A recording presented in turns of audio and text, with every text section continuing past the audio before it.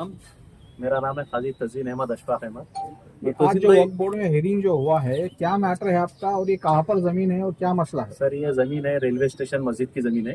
Railway station जो मस्जिद है वो सर्वे नंबर 26 पर है। उसके बाद मुस्लिम सराय डिक्लेरेशन है सर्वे नंबर 27। ये टोटल लैंड है 3 एकड़, जिसका मैंने रेडी रेकनर का रेट लाया हूँ कलेक्टर से। 180 करोड़ रुपये गवर्नमेंट वैल्यूएशन आ रहा है ज़मीन में। क्या मसला क्या है? 180 करोड़ की ज़मीन होने के बावजूद वक्फ बोर्ड इसके अंदर केयर नहीं ले रहा है। मैं वक्फ बोर्ड को आके बोला कि इसके ऊपर कार्रवाई करो। सीओ साहब को भी बोला, डिप्टी सीओ को बोला, उसके बाद वक्फ ऑफिसरों को बोला। उन्होंने आज तक इस पर केयर नहीं ली। क्यों नहीं ले रहे? नीचे के जो अधिकारी है, जैसे अपना डिस्ट्रिक्ट ऑफिसर जो है पुराने, वो इसके अंदर हमारे को फुल कॉपरेट कर रहे। SNT के जो अजीम साहब है उन्होंने कॉपरेट किए, पर डिप्टी सीओ और सीओ इसमें कॉपरेट नहीं करने को तैयार है। इन्होंने हेयरिंग तो लगा दी है, आज हेयरिंग थी। अब हेयरिंग के दिन उनका बोलना है कि मैं बिजी हूँ, हेयरिंग नहीं हो सकती। बोले सामने वाला बोला आप आपके पेपर सबमिट कर दीजिए, सामने वाले सबमिट करेंगे। मैं 10 तारीख इसके अंदर हमको डेट मिलेगी। आपका क्या ताल्लुक है इस जमीन से? इस जमीन से हमारा कोई ताल्लुक नहीं है। जो मुस्लिम पर्सनल लॉ बोर्ड बोल रही है कि पूरे मुसलमानों को एकजुट आके वक्फ बचाना पड़ेगा, तो हम तो वही मुस्लिम पर्सनल लॉ बोर्ड के बोलने पर आए हुए, पर वक्फ खुद वक्फ बचाने के लिए तैयार नहीं है। इसके अंदर रजिस्ट्रेशन के लिए भी बहुत मेरे को तकलीफ दे रही है। लोग रजिस्ट्रेशन भी नहीं कर रहे। अगर वक्फ प्रॉपर्टी का रजिस्टर्ड नहीं हुआ तो वक्फ प्रॉपर्टी की मान्यता नहीं है, जबकि 1970 का रजिस्ट्रेशन है उसका। इन्होंने 54 की कार्रवाई 2003 में जीते। इनके जो ये थे सीओ MY पटेल साहब, इनका ऑर्डर है 54 में इन सब के खिलाफ। 1 एकड़ 34 घंटे पूरा उन्होंने ऑर्डर पास किए। फिर 2003 में जो ऑर्डर पास हुआ, इसको लेकर सामने वाले जो रफीक मियाँ, शफीक मियाँ, मुस्तफा साहब है, ये वक्फ ट्रिब्यूनल में ऑर्डर को चैलेंज करने के लिए गए। वक्फ ट्रिब्यूनल ने वक्फ बोर्ड के फेवर में स्टे दिया। उसका केस नंबर है 35, केस नंबर है 39 है 2003, 35 2003, 1 2004, 39 2003, 42 2003 और 43 2003। अरे टोटल 7 केसेस चल रही है वक्फ ट्रिब्यूनल में और हाई कोर्ट में। बाद में यहाँ जो स्टे मिला, उन्होंने स्टे वैकेट करने की कोशिश की है, हाई कोर्ट गए। हाई कोर्ट का भी पेपर है मेरे पास, ये देखिए हाई कोर्ट का ही है, सर्टिफाइड कॉपी है, जेरॉक्स लाया मैंने आपको देने के लिए पूरे पत्रकार भाइयों को। हाई कोर्ट ने परमानेंट स्टे करके नीचे भेजा।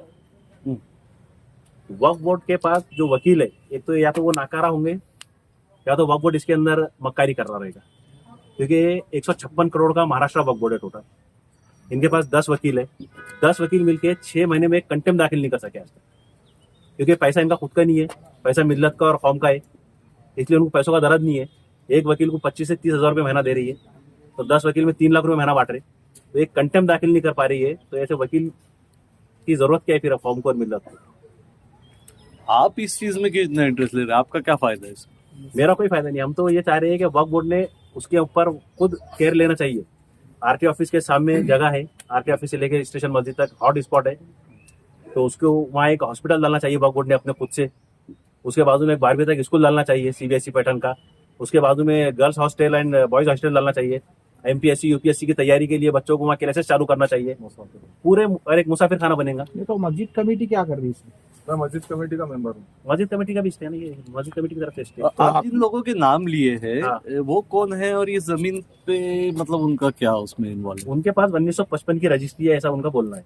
अच्छा, अब 1955 की इनकी जो रजिस्ट्री है, हमारे पास 1952 का खासरा है और 1954 का पानीपतरा से। इनकी 55 की रजिस्ट्री है, पर उनकी रजिस्ट्री नाजायज है। उसको माँ और बाप दोनों भी नहीं है। उन्होंने भाई महमूद मगरिबी साहब से लिए रजिस्ट्री करके, ना खासरा में उनका नाम है, ना पानी 7/12 में नाम है उनका, ना इसमें नाम है, पर वही रजिस्ट्री के बेस पे उन्होंने PR कार्ड बना लिए। वो PR कार्ड को चैलेंज करने के लिए हमने 2003 मैटर चल रहा है इसके अंदर वक्फ ट्रिब्यूनल में। वो उसके ऊपर स्टे रहने के बाद भी फिर उन्होंने परचेस खरीदी बिक्री करी उसके अंदर नाजायज तरीके से। तो हमारा बोलना यह है कि वक्फ बोर्ड ने इसके ऊपर FIR करना चाहिए।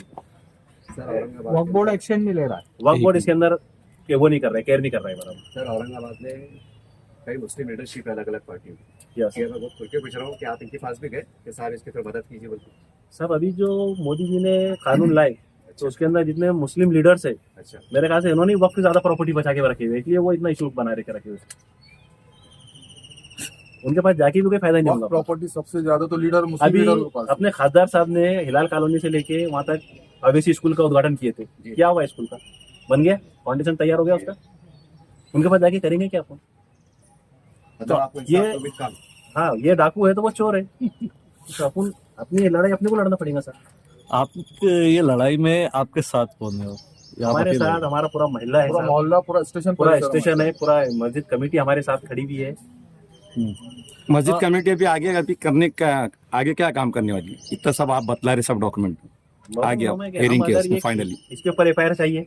जी एफआईआर होने के बाद सीओ साहब ने एक लेटर इश्यू करना चाहिए सिटी एसएलआर को कि नाम ये पीआर कार्ड रद्द करो करके। इस पे सीओ साहब को पावर है देने के लिए। 54 की जो कार्रवाई, 54 का जो ऑर्डर पास हुआ, इन्होंने डिविजनल कमिश्नर को देखिए लेटर लिखे थे उस टाइम में।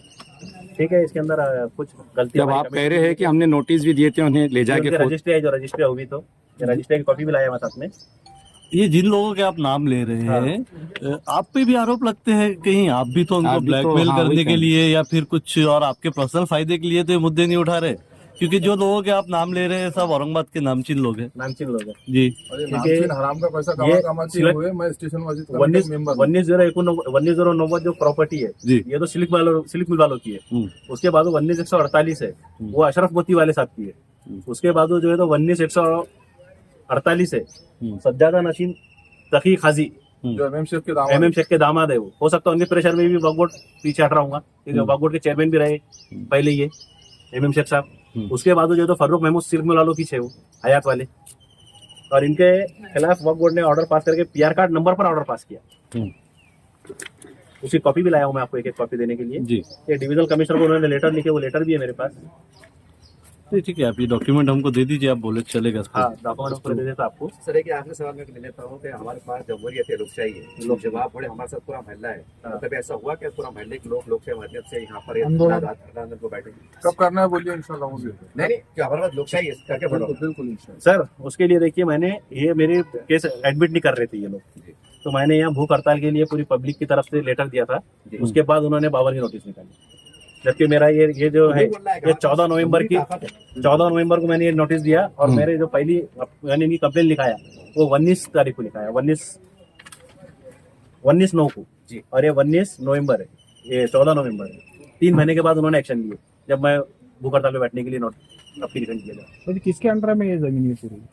ये जमीन खाली अभी पड़ी हुई नहीं, खाली पड़ी है, मतलब मस्जिद का कुछ ताबा उसपे और उसके ऊपर अभी फिलहाल वक्फ बोर्ड का ताबा ही समझ के चलिए। कुछ इधर ताबा कंस्ट्रक्शन मेरे है उसपे? कंस्ट्रक्शन है उसके ऊपर ऑलरेडी अभी मैं वहाँ रहता हूँ जी। मेरा वहाँ पे ताबा है। वक्फ बोर्ड की तरफ से उसके ऊपर ताबा ले लिया गया, पर वक्फ बोर्ड में उतनी हिम्मत नहीं है कि वो आके अपना एक बोर्ड लगा सकते हमको हैं। तो ऐसा लगता है कि वक्फ बोर्ड पूरा मैनेज है, क्यों तो ये इसमें एक जितने भी पेट्रोल है पंप डाकू भी ये था सब वहाँ पैसे पर, वो वाले। भाई जमीन पेट्रोल किसकी? पंप भी था, वहाँ से वो पेट्रोल पंप तो हटा है। वो सर्वे नंबर 26 में आती सर, वो मस्जिद पंच कमेटी मस्जिद रेलवे स्टेशन के पीआर कार्ड में भी आती है। तो ये हमारी जो कमेटी है उसका क्लोज फॉर ऑर्डर हो चुका है, और उसके अंदर भी वक्फ बोर्ड ढंग नहीं कर रहा है। क्लोज फॉर ऑर्डर हो गया, आज 6 महीने हो गए, उसके अंदर वो कमेटी नहीं देने के लिए तैयार।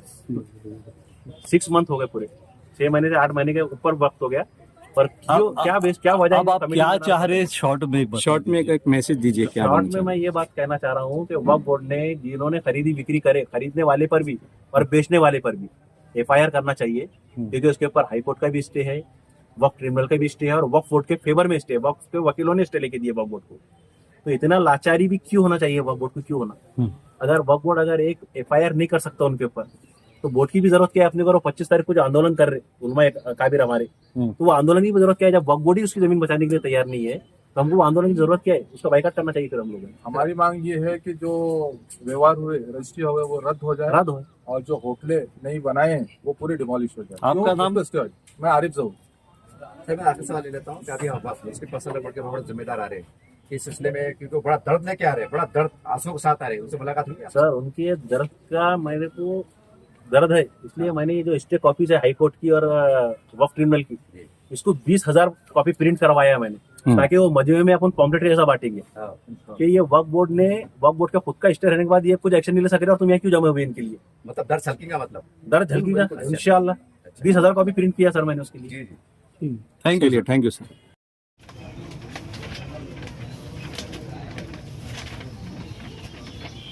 वक्फ ट्रिब्यूनल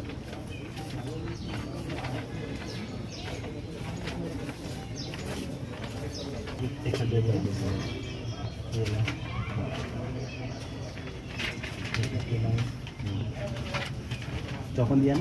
हाँ चौपन है ना? 18 की होना, अब 18 की होना।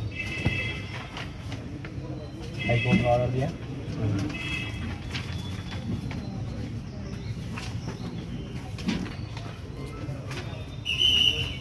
फर्स्ट किसकी थी? हमें दोनों 2 बार करें, एक करेक्शन लीड है, एक 2024 में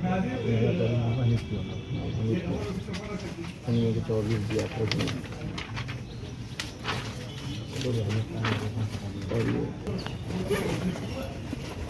चाय के ऊपर क्यों बैठे थे सर? आंखों सब कवर करके आए हैं? बहुत अच्छा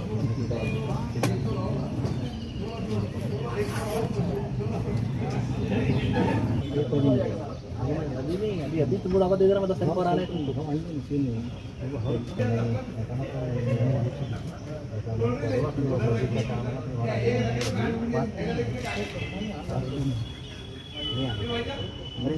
कमेटी से पैसे नहीं लेता मैं, कौन लगता है मेरे जेब से जो एक नहीं कुछ भी नहीं, अभी कमेटी लेके तुम बोलो ऐसा मामला है, हमसे मिलते हैं कुछ नहीं। हाँ वो पाएंगे ना, बिल्कुल है। 10 तारीख और देगा, 10 तारीख और आना है, मैं टाइम कौन सा है देख के बोल देता।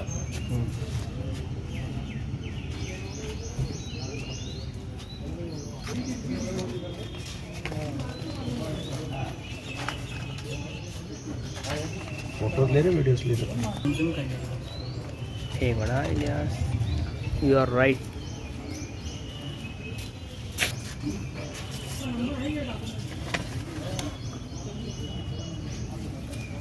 एक से किया एक दे दो मेरे को। नहीं, सब अलग अलग है, अलग अलग अलग तुमसे पूरा गट्टा है, उसमें से लेना है तेरा। हाँ बाहर देते वो वैसे ले लिया मैंने, उसका 150 से ऊपर ही जाएंगे। अच्छा QR कोड दे तुम्हारा QR कोड नहीं, अलग भी रहता है। है चेंज, मेरे को मेरे जेब से देना पड़ेगा। चेंज मैंने पूरे खर्चा कर दिया। अच्छा वो मेरे को पता करने का, मेरा अकाउंट क्लियर करके मेरे को। पूरे चेंज ले ले रहा हूँ। दे नई टीम काम कर रही है, आपसे बहुत बहुत धन्यवाद। क्या बोले आप कैसे काम कर रहे हो और कैसे सर? 700 दे रहा हूँ तो 600 का हिसाब लगा रहा था, 700 कर दिया। चल भैया, अपने भी लिए चलता है।